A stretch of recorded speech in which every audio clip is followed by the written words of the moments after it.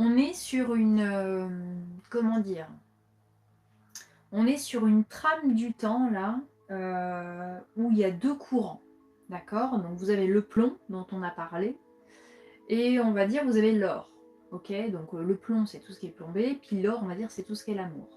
Vous avez, des courants vibratoires qui vont venir forcément vous chercher, hein, moi c'est pareil. Donc ces courants vibratoires, c'est vraiment l'énergie, du plombé, du plombant. Et donc ça va venir réveiller chez vous, je vous le dis parce que c'est bien d'être en prévention aussi, ça va venir forcément réveiller chez vous des choses très enfouies en relation avec notre et votre instinct animal. Donc cet instinct animal, il faut bien comprendre qu'il y a à l'intérieur de nous, il y a de l'animal en nous, il y a du végétal, il y a du minéral. Donc notre partie animale, elle est régie par 2 axes. Le côté instinctif et le côté, on va dire, ressenti. Parce que l'animal, il sent les choses et il a aussi son instinct. Enfin, ça peut être la même chose, mais c'est quand même 2 courants bien distincts. Donc, ça va venir, ces énergies un peu plombées, venir nous chercher dans notre instinct animal. Et donc, notre instinct animal, c'est la part de nous qui, en tout temps, est en réaction, en peur, en agressivité et en survie.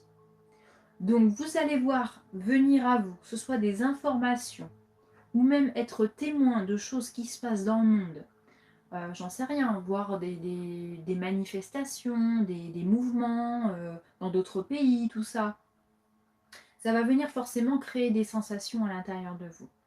Je vous invite vraiment, soyez très précautionneux avec ça parce que ça vraiment, mais ça peut vous faire chuter la vibration. Très précautionneux avec ce qui va venir s'éveiller, se réveiller.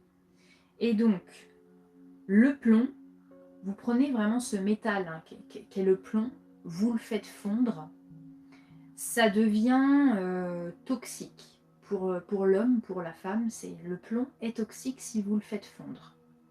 Ça veut dire que ces énergies plombantes, quand elles viennent se dissoudre à l'intérieur de nous, elles sont toxiques. Elles ne sont pas bonnes, ce sont des contre-vertus. Donc, tout ce qui se dissout prend la forme de réaction, de peur, d'attitude style de survie, de réaction vraiment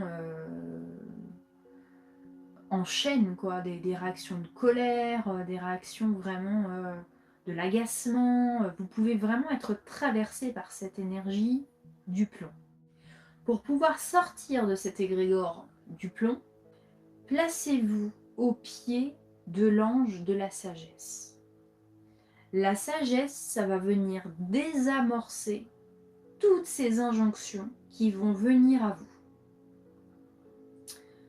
Donc, la sagesse, c'est vraiment l'être qui ne réagit pas, qui travaille avec la belle énergie du silence. La sagesse, cet être-là, il laisse son environnement, tout ce qu'il côtoie, s'énerver, s'exciter, être en réaction dans des énergies de survie. Vous pouvez même avoir de l'entourage hein, qui est touché par ces forces-là. Restez centré. Si vous restez centré dans la sagesse, vous allez déjà vous rendre un grand service et vous allez aussi, et ça vous n'allez pas le voir avec vos yeux, mais vous allez en fait forcément modifier la vibration de tout votre extérieur. Et vous allez pouvoir là vraiment soutenir l'alliance de lumière qui nous envoie aussi des flux vibratoires très importants pour pouvoir améliorer la qualité de vie de tous les humains et de tous les êtres vivants de cette planète. Donc c'est ça aussi, ce travail d'ascension, c'est de pouvoir en tout temps rester le maître zen hein, et le sage dans toutes les situations qui vont nous être données de goûter. Ensuite, ce qui va, en plus de la gratitude et en plus de tout ce qu'on a évoqué ce soir, ce qui va vraiment vous protéger tel un bouclier de lumière face à ces énergies de plombage. C'est ayez votre méthode à vous, votre façon de faire à vous, mais c'est de faire une offrande à la lumière. Alors qu'est-ce que c'est une offrande à la lumière? Vous avez reçu un don, un talent, quelque chose d'inné. C'est le divin qui vous l'a donné. Voilà. Il n'y en a pas deux des comme vous, on est tous uniques et on a tous quelque chose de magnifique à offrir sur cette planète. Ce mois-ci, enfin là jusqu'au, on va dire, 24 décembre au soir, essayez, en tout cas prêtez-vous à ce jeu, embarquez votre enfant intérieur aussi dans cette expérience, offrez-vous la possibilité de faire une offrande à la lumière. Donc, prenez ce qui résonne en vous, en termes voilà, de, comment dire, vous avez un don, vous avez un talent, vous avez une sensibilité, je ne sais pas, aux plantes, aux animaux. Faites une offrande.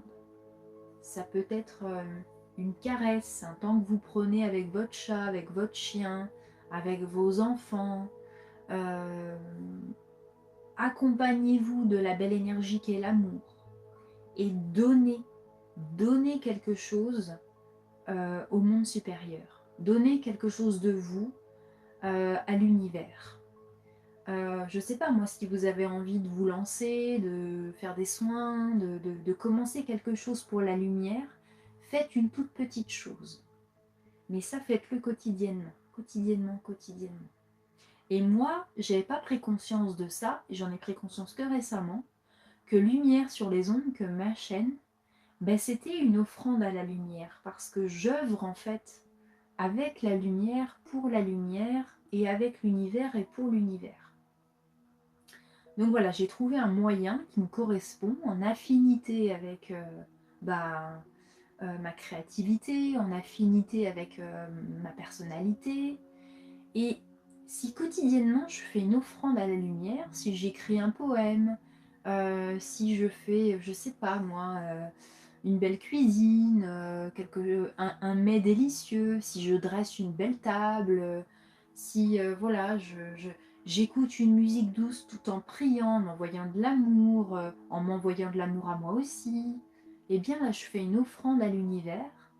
Et là l'univers, croyez-moi, nous couvre d'un manteau de cristal, enfin, je vois vraiment un manteau de cristal, et de ses plus belles fréquences. Et c'est de cette manière qu'on peut se protéger de toutes les injonctions, les fluctuations, les influences et les contre-intelligences. Parce qu'il y a vraiment des contre-intelligences. Voilà, ce n'est pas nié. Donc il y a tout ce qui va venir nous chercher. On va aller chercher la grandeur là-dedans, l'élévation là-dedans, mais on peut aussi faire un petit travail préventif en, en allant offrir quelque chose au monde supérieur, à la lumière divine, à l'amour.